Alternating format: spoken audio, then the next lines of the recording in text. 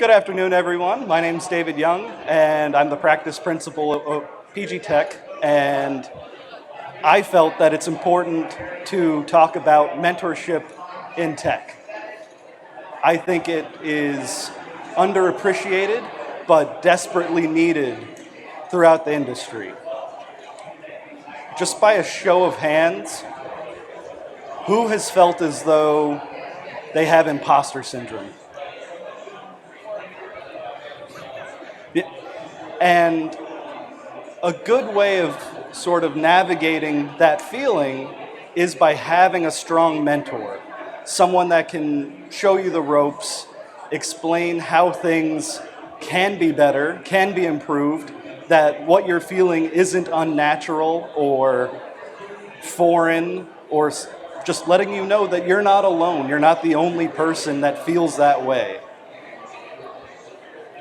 I hate PowerPoints. I think they're boring. And so, to that, I tried to make mine a little spicy. And hopefully, you all agree that it is spicy in the best way. Usually, with mentorship, you're using it to help increase the confidence of the mentee, to encourage them to pursue different opportunities that may not be part of their job necessarily.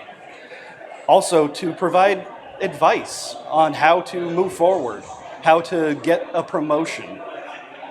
And then, sort of the last major component of mentorship is just having someone that's there for new hires, for someone that's new on the team, new in the industry, new wherever, and acclimating them to the company culture, to what to expect in their day-to-day job.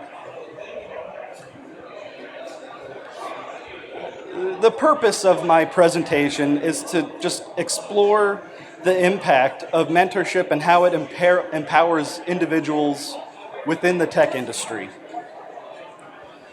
And that ranges everywhere from encouraging proper communication, so not just talking to people or talking at them, but really understanding how to communicate in both directions, where you hear them and you can meet their needs, but in turn, they can communicate to you and explain what their needs and their wants are, and you can get the same from them, and it's a reciprocal relationship. Those are the best kinds of mentors. I haven't been fortunate to have a lot of mentors in my career, but the mentors that I have had a great impact on me and my development, and it's been great. And without them, I don't know that I would be where I am.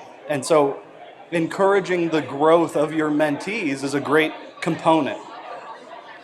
And a lot of times people say, well, what is the difference between mentorship and positive mentorship? What is positive mentorship? That just sounds like mentorship with more words. And you're not terribly wrong, but the concept is positive mentorship plays a crucial role in various fields, including the tech industry, where it can help bridge the skills gap, inspire innovation, and promote diversity and inclusion.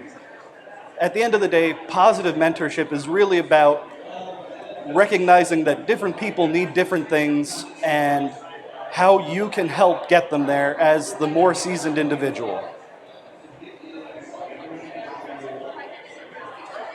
A positive mentor will help their mentee to get where they want to go and is willing to have tough conversations. Because it's not always about saying what's easy, but giving them the constructive feedback that they really need in order to succeed. A lot of times, I know I've felt it's difficult when someone is underperforming to let them know exactly what they're doing wrong and how to do it better. I like the Oreo cookie method, where you start with something positive, you give them a little bit of constructive feedback, and then you wrap up with something positive. I like to leave people feeling good at the end of the day and not bad, even if what they're doing isn't necessarily exactly what I need them to do. Oreo cookie has always been the way to go for me. Highly suggested.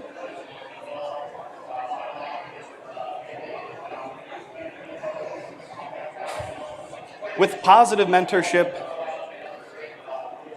you can have a great influence on accelerating the growth and development of your mentee. You can build their confidence, you can help them develop new skills, expand their network. Because someone new to the field, someone new to a position within a new organization, they don't know other people. They need someone to help show them the way, someone that's already gone down a path. And just expecting someone to be able to do that organically, without any training, without any input, it's unrealistic, and it helps to further make people salty and just unpleasant individuals to have around. And I know I've worked plenty of places where there are a lot of curmudgeons, a lot of people that are just angry, not friendly and helpful individuals. And I always said if I was in a position to help make a difference, that I would do what I can to help the people around me to achieve their goals, get promoted, and just have a good time. I mean, work is work, but it doesn't have to be miserable.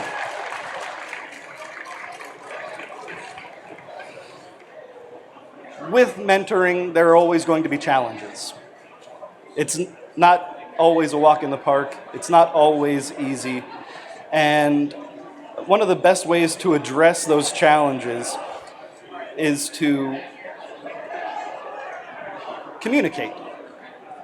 Say what needs to be said in a way that both parties understand expectations. And I found that one of the largest hurdles for people in relationships, regardless of whether it's a work relationship, personal relationship, or otherwise,